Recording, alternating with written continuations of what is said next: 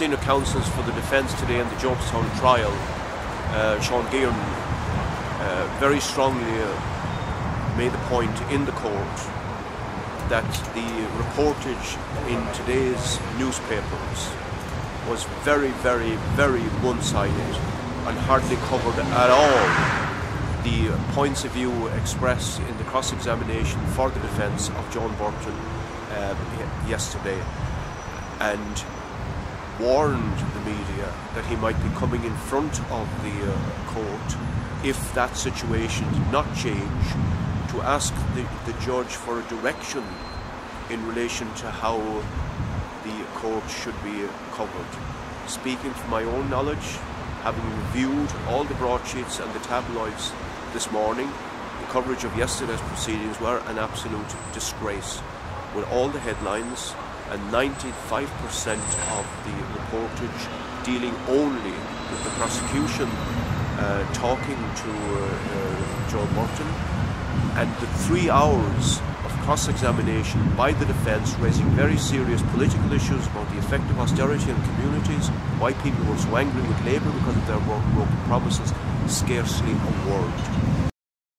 The main outcome of today's trial, I'd say, was the unravelling of Joan's testimony for the last 2 days, because Joan stood on ceremony making certain testimonies, but on the day there was a certain amount of footage to, totally discredit any of her testimony. What she said in the last couple of days was she didn't know that there was any political chance. She didn't see any political posters. She didn't see any of that whatsoever.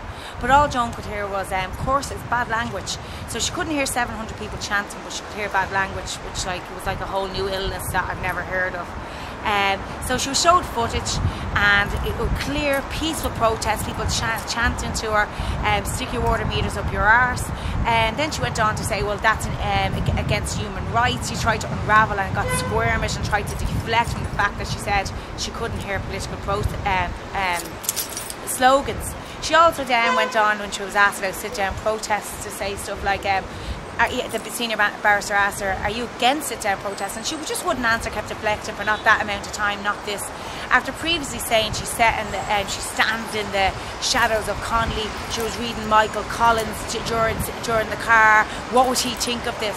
Like, how does she think change comes around in society? It comes around through people mobilising. And what happened that day was spontaneous. She kept saying, well, they should have organised and got the guards involved and got stewards. People came out because they were hurt. Her secretary on the day, what did she call them, Niamh? The dregs of society. The dregs of society, yeah. So, just Niamh, what stuck out to you about today? Well, that Joan Burton was just constantly discredited. She was constantly contradicting herself. When they showed the footage, the footage was quite peaceful. It showed a peaceful demonstration. There was she constantly talked about banging on cars and bad language, and you didn't see any of that in this footage today. And what about the children? Remember the quote about the children? Do you remember what she said there? Just constantly going on about, children's safety and concern for the children, and she didn't care about.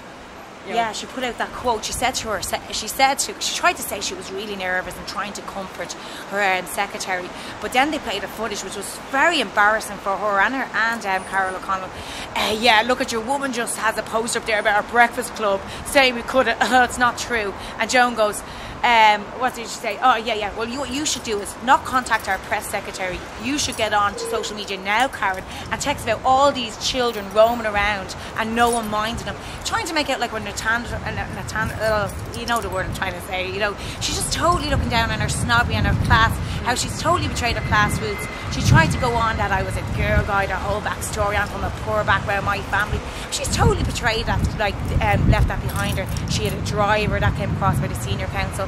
But there was a very other important thing that came across today, because Joan had totally betrayed, and the Labour Party had betrayed the working class. She tried to make it personal, and it's not personal.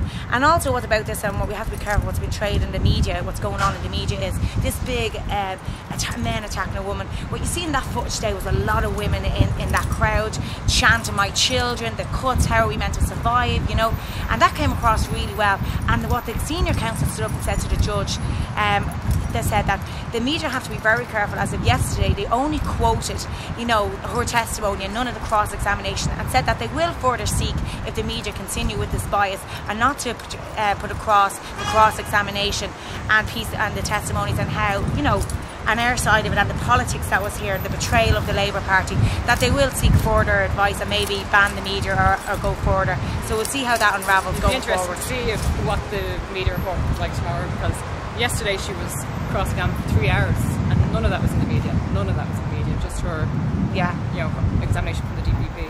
So, and you know, it's just very frightening how delusional she is and how separated she is. She made it about Paul Murphy, and she's not aware that 700 people came out on that street and they were families. And what she still keeps making it this personal thing where 700 people, and she won't stand up and wouldn't once day after fact being put to her of their austerity cuts, denied them.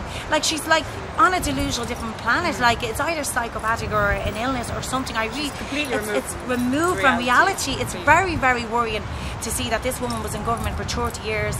At one stage, senior counsel had to say to her, "You're not on the doll. You have to answer these questions." And she kept backtracking. And then when she was caught out in a lie, she goes, "Well, I just can't remember." You know, and this was her answer. You know, it's very worrying that she's up and she's given testimony and it, you know, it contradicts itself. And I'm just wondering where the legal system goes with that.